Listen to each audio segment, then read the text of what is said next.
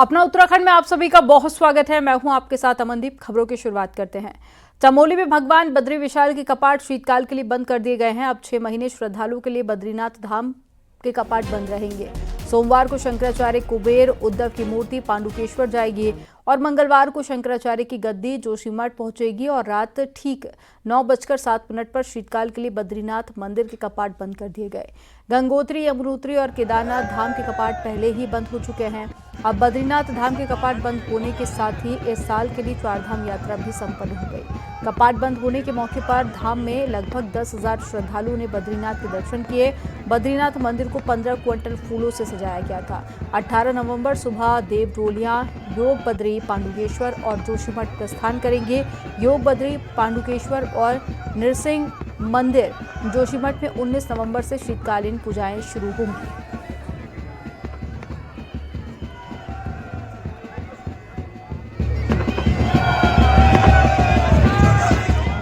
बद्रीनाथ धाम के कपाट बंद होने के साथ ही इस साल की चारधाम यात्रा सफलतापूर्वक संपन्न हो गई।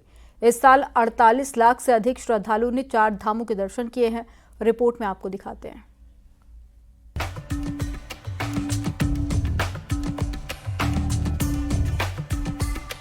2 नवंबर को गंगोत्री धाम, 3 नवंबर को यमुनोत्री धाम और 3 नवंबर को ही केदारनाथ धाम के कपाट बंद होने के बाद रविवार को भगवान बद्री विशाल के कपाट भी शीतकाल के लिए बंद कर दिए गए।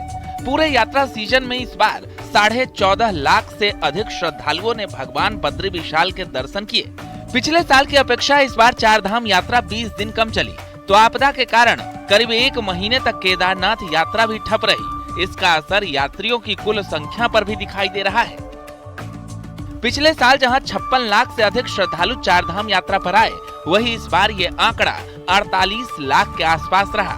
मुख्यमंत्री पुष्कर सिंह धामी का कहना है कि चारधाम यात्रा यहाँ के लोगों की लाइफलाइन है। यात्रा सुव्यवस्थित चलती रहे, इसके लिए सरकार चारधाम यात्रा प्राधिकरण बना रही है।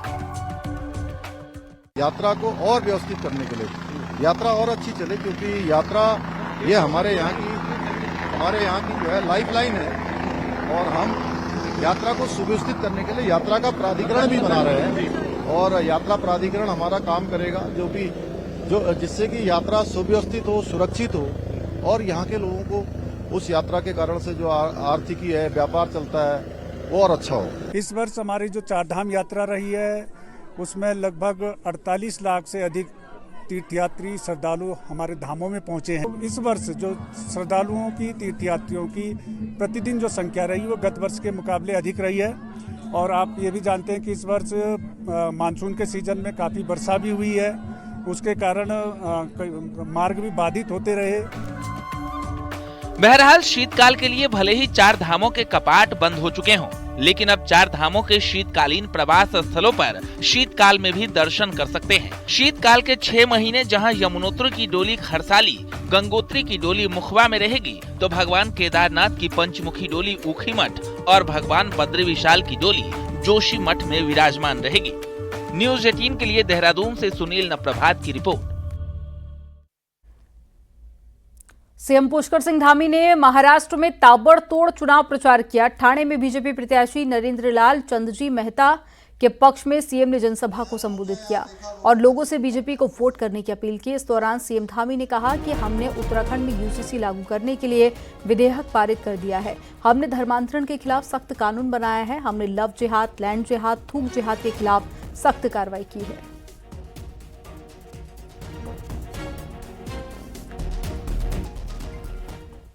हमने देवभूमि के मूल स्वरूप को न बिगड़ने देने के लिए, वहां की डेमोक्रेसी को चेंज न होने देने के लिए वहां पर धर्मांतरण का कड़ा कानून बनाया है। भाइयों बहनों, राज्य के अंदर एक जो लैंड जिहाद चलता था, लैंड जिहाद, अवैध अतिक्रमण, अवैध कब्जे, उस अवैध कब्जों और अवैध अतिक्रमण से देवभूमि को मुक्त कराने का हमने अभियान प्रारंभ किया हुआ है, जिसमें 5,000 एकड़ से भी ज्यादा जमीनें हमने इस लैंड जिहाद से मुक्त कराई हैं।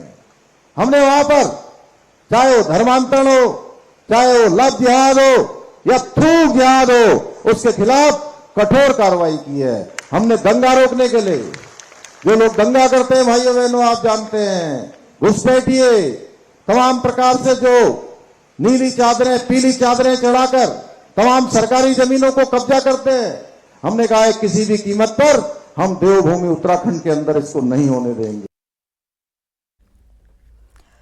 केदारनाथ उपचुनाव के लिए सोमवार शाम को चुनावी शोर थम जाएगा और इससे पहले अंतिम क्षणों में बीजेपी और कांग्रेस ने चुनाव प्रचार में अपनी पूरी ताकत झोंक दी है। रिपोर्ट में आपको दिखाते हैं।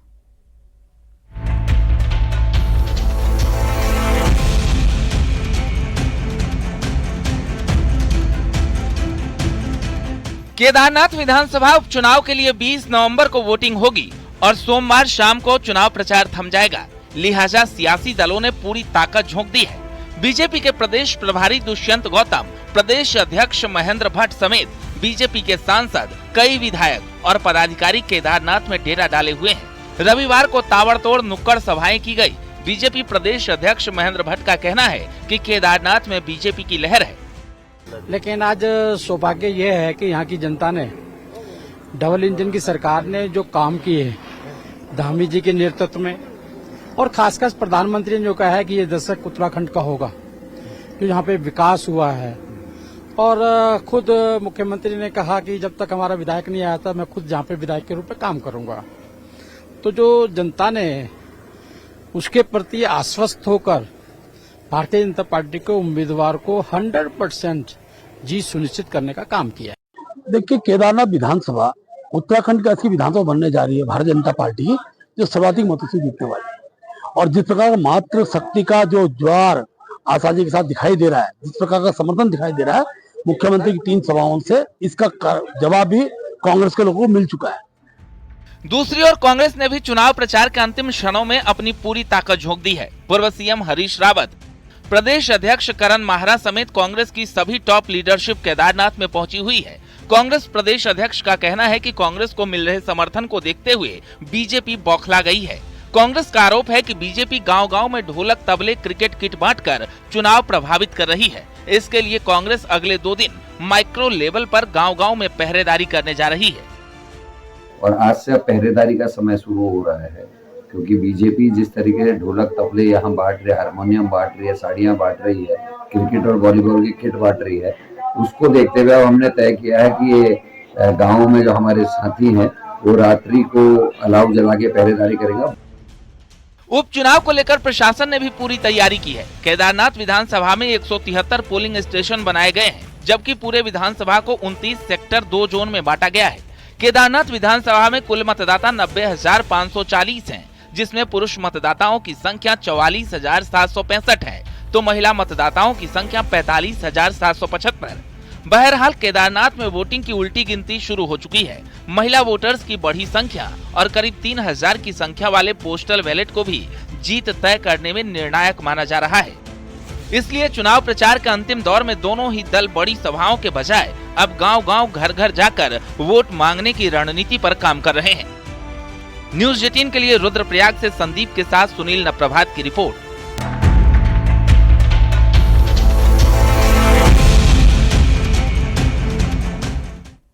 केदारनाथ चुनाव के आखिरी दौर में बीजेपी ने प्रचार में पूरी ताकत लगा दी है। वहीं कैबिनेट मंत्री गणेश जोशी भी गांव-गांव जाकर बीजेपी के लिए प्रचार कर रहे हैं और आशा नौटियाल के लिए जनता से वोट की अपील कर रहे हैं। वहीं उपचुनाव में गणेश जोशी ने बम्पर जीत का दावा किया।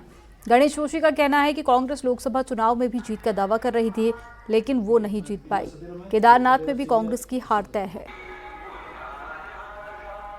कांग्रेस ने तो दावे लोकसभा के चुनाव में भी किए थे और कांग्रेस ने जलेबी हरियाणा चुनाव में बना ली थी और खाई भारतीय जनता पार्टी वालों ने। नाई बाल कितने हैं, 23 तारीख को सामने आ जाएगा, उनकी तसल्ली हो जाएगी। मैं देख रहा हूं उनकी मीटिंगों में बच्चे बैठे हुए हैं, आदमी नहीं है। हरिद्वार के लक्सर में सुबह के वक्त हुए सड़क हादसे में एक शख्स की मौत हो गई। हादसा लक्सर खानपुर रोड पर हुआ, जब सड़क पर जा रही 3 भैंसा बुग्गियों को एक ट्रक ने टक्कर मार दी। टक्कर इतनी भीषण थी कि एक शख्स और भैंसे की मौके पर ही मौत हो गई। मृतक खानपुर के ब्राह्मणवाला गांव का रहने वाला था। वहीं मौके पर पहुंचे ग्रामीणों ने हंगामा किया और ट्रक ड्राइवर पर कार्रवाई की मांग की।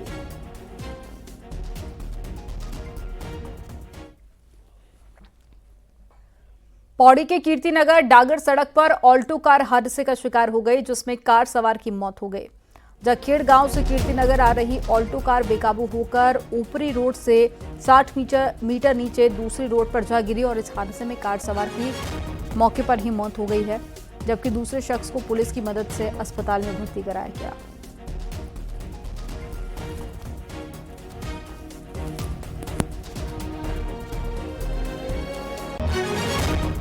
देहरादून की नामी यूनिवर्सिटी में विदेशी मूल की लड़की से बलात्कार का आरोप है। सूडान के युवक पर बलात्कार का आरोप लगा है। पीड़िता ने दिल्ली में एफआईआर दर्ज कराई है, जिसके बाद में दिल्ली पुलिस ने मामले को देहरादून ट्रांसफर किया और पुलिस पूरे मामले को लेकर जांच पड़ताल कर रही है।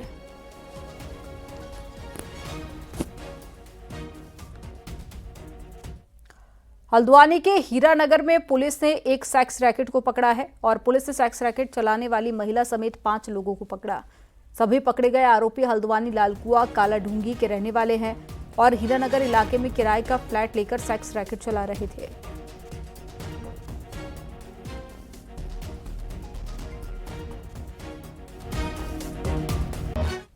ऋषिकेश के तपोवन नीम बीच में अपने 3 दोस्तों के साथ में घूमने आया एक छात्र नहाते वक्त गंगा में डूब गया।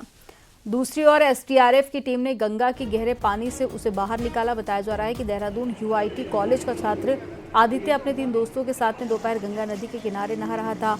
अचानक पैर फिसलने के कारण आदित्य गंगा नदी में बह गया। घटना के करीब 1.5 घंटे बाद आदित्य को गहरे पानी से निकाला गया, जिसके बाद उसे अस्पताल पहुंचाया गया, जहां डॉक्टरों ने उसे मृत घोषित कर दिया।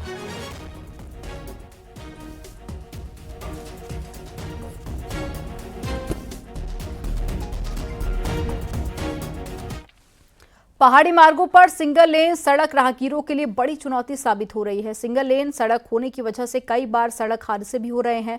दरअसल सिंगल लेन सड़क होने की वजह से कई बार बड़ी गाड़ी आने की वजह से दूसरी गाड़ी पास नहीं हो पाती और सड़क हादसों की संभावना बढ़ जाती है। जौनसार बाबर में जाने वाले कालसी चक्राता मोटर मार्ग को कुछ समय पहले ही डबल लेन किया गया था, जिसके बाद में ये रास्ता सुगम और सुरक्षित हुआ।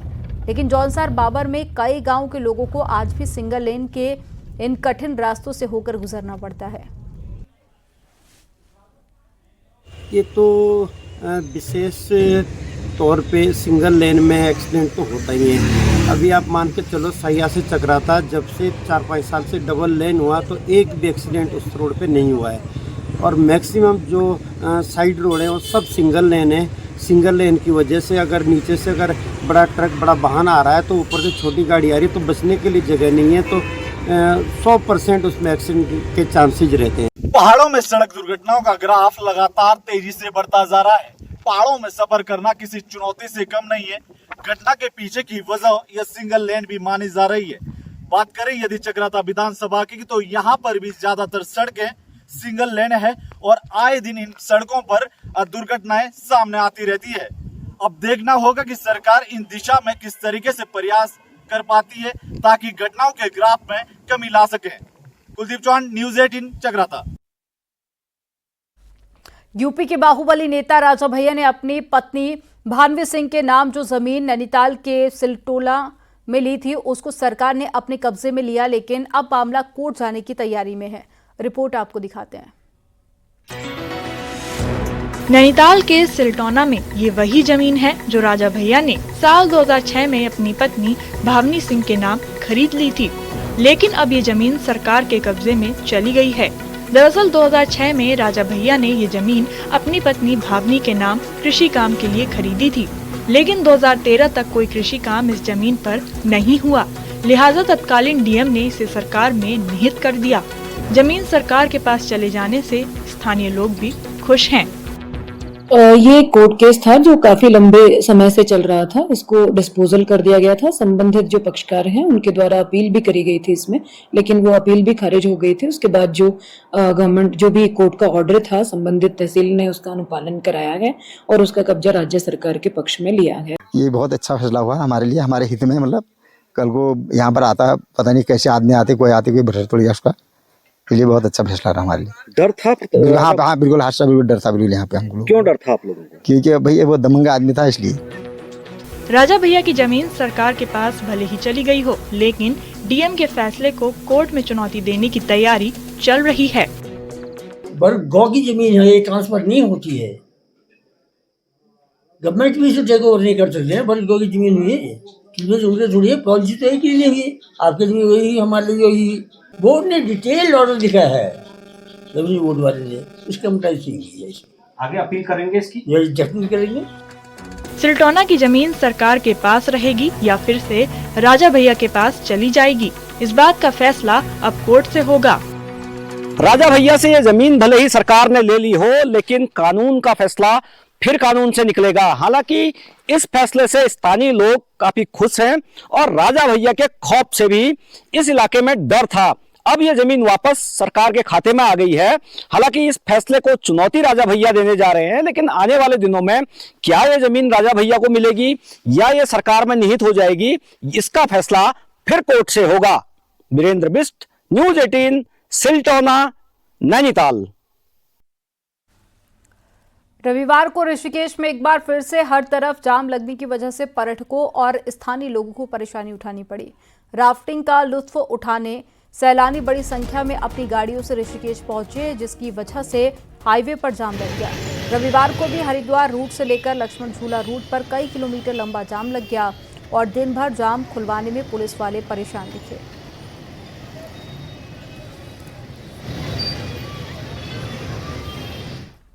इन दिनों सरकार कुमाऊं के प्रवेश द्वार हल्द्वानी की काया पलट करने में लगी हुई है और चौड़ी सड़कें और खूबसूरत चौराहे आने वाले दिनों में इस शहर की नई पहचान बनने वाले हैं और इन सब के लिए बहुत सारे पेड़ों को अपनी कीमत भी चुकानी पड़ी है, लेकिन अपनी जान देकर नहीं बल्कि अपनी जगह बदलकर। रिपोर्ट में आपको दिखाते हैं।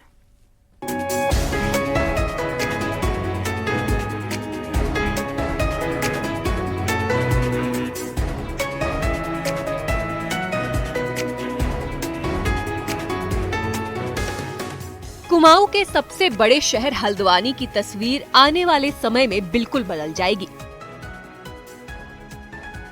इस तस्वीर को बदलने के लिए सरकारी एजेंसियां दिन रात लगी हुई हैं। शहर के 13 चौराहे तो चौड़े हो ही रहे हैं, साथ ही बरेली रोड, रामपुर रोड और काठ गोदाम से लामा चौड़ तक भी रोड चौड़ी करने का काम जारी है। इसके लिए सड़क किनारे मौजूद इन बेहद पुराने और बेशकीमती पेड़ों को उखाड़कर दूसरी जगह शिफ्ट किया जा रहा है, वो भी इस तरह की मॉडर्न तकनीक के सहारे, ताकि विकास के साथ पर्यावरण भी सुरक्षित रहे। बहुत सारे ऐसे ट्रीज थे जो हल्द्वानी में काफ़ी साल पुराने पेड़ है और बहुत रेयर स्पीसीज के पेड़ हैं, बहुत ऐसी प्रजातियों के जो ज़्यादातर पाई नहीं जाती हैं। तो जनता की जो भावनाएं थी वो थी कि इन पेड़ों को किसी तरह से सुरक्षित करा जाए, तो उसके लिए ये एक डिसीजन लिया गया था कि इनको ट्रांसलोकेट करा जाएगा दूसरी जगह पर। उसके लिए एक डिटेल्ड सर्वे हुआ और जो अच्छे ऐसे पेड़ हैं जो ट्रांसलोकेशन में सर्वाइव हो जाएंगे और ऐसी स्पीसीज हैं जो रेयर हैं उनको चिन्हित करा गया। उसमें 41 ट्रीज निकल कर आए थे। दरअसल हल्द्वानी की सड़कों के किनारे फाइकस प्रजाति के पेड़, जिसमें पीपल, बरगद और पाखड़ जैसे पेड़ थे, उन्हें रोड चौड़ी करने के लिए हटाया जाना जरूरी था, लेकिन शिफ्टिंग की ये प्रक्रिया कहीं से भी आसान नहीं थी, क्योंकि इसके लिए प्रशासन को 4 महीने तक सब्र करना पड़ा और लंबी वैज्ञानिक प्रोसेस के बाद आखिरकार इनकी सफल शिफ्टिंग का दिन आ चुका है। उसी क्रम में लगभग ये 4 महीने की प्रक्रिया है, जिसमें पहले इनकी प्रूनिंग की गई थी, फिर इनका ट्रीटमेंट किया गया, इसमें सीलेंट लगाया गया था। इसके अलावा एंटी फंगल ट्रीटमेंट दिया जाता है, रूट कटिंग की जाती है, सॉइल उसमें भरने के बाद जब नए रूट डेवलप हो जाते हैं और नए पत्ते आ जाते हैं, उसके बाद फाइनली आज इसको यहाँ से हम लोग 20 पेड़ों को आज और कल में हम यहाँ से रिलोकेट कर रहे हैं और नए स्थान पर इनको रोपित किया जाएगा और हमें उम्मीद है कि ये सभी सक्सेसफुली ग्रो करेंगे। जाहिर है तकनीक के सहारे पेड़ों को बचाने का ये बिल्कुल नायाब तरीका है। इन 41 पेड़ों का नया घर अब एक गौशाला होगी, जो हल्द्वानी के करीब ही हल्दूचौड़ में बन रही है। इन्हें नई जगह शिफ्ट करने के लिए तकरीबन 1 करोड़ रुपए खर्च हो रहे हैं। खास बात यह है कि पेड़ों की शिफ्ट करने वाली दिल्ली की नर्सरी को जिला प्रशासन तभी पेमेंट जारी करेगा जब नई जगह ये पुराने पेड़ हरे भरे हो जाएंगे। हल्द्वानी से न्यूज़ 18 के लिए शैलेंद्र नेगी की रिपोर्ट।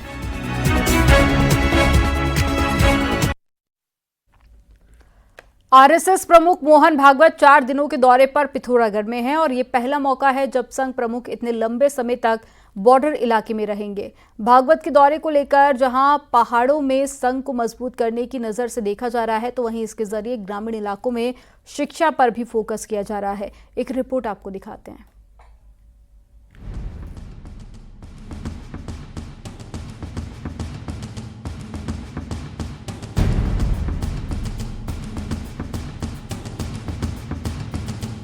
चीन और नेपाल से सटे पिथौरागढ़ में संघ प्रमुख मोहन भागवत पहली बार पहुंचे हैं। भागवत यहां जिला और विभाग प्रचारकों के साथ बैठक तो करेंगे ही, साथ ही प्रांतीय कार्यकारिणी की मीटिंग भी लेंगे। आरएसएस इस साल को शताब्दी वर्ष के रूप में मना रहा है, जिसके तहत उसने पंच परिवर्तन का नारा भी दिया है। पंच परिवर्तन में स्वदेशी के साथ ही सामाजिक समरसता पर सबसे अधिक फोकस किया गया है। पिथौरागढ़ में भागवत ने मुवानी में विद्या भारती के विद्यालय का भी उद्घाटन किया। इस दौरान उन्होंने शिक्षा के साथ ही स्वरोजगार पर जोर दिया। और शिक्षा में दो प्रकार है, एक बाहर की शिक्षा है, अंदर की शिक्षा, दोनों चाहिए। जैसे आदमी है तो एक दिखने वाला आदमी, दूसरा जो नहीं दिखता लेकिन वही है, वो आदमी है। उत्तराखंड में आरएसएस की फिलहाल 1400 शाखाएं हैं, जिन्हें शताब्दी वर्ष में 2000 से ऊपर पहुंचाने का टारगेट लिया है। यही नहीं, सामाजिक क्षेत्र में विस्तार के लिए कई बिंदुओं पर फोकस किया जा रहा है। मुवानी में शेर सिंह कार्की विद्यालय को बनाने में पूर्व गवर्नर भगत सिंह कोश्यारी की अहम भूमिका रही है। कोश्यारी ने ही विद्यालय के सपने को धरातल पर उतारा है। शिक्षा का केंद्र तो एक अच्छा बनेगा ही बनेगा, परंतु स्वरोजगार एक अच्छा केंद्र बने।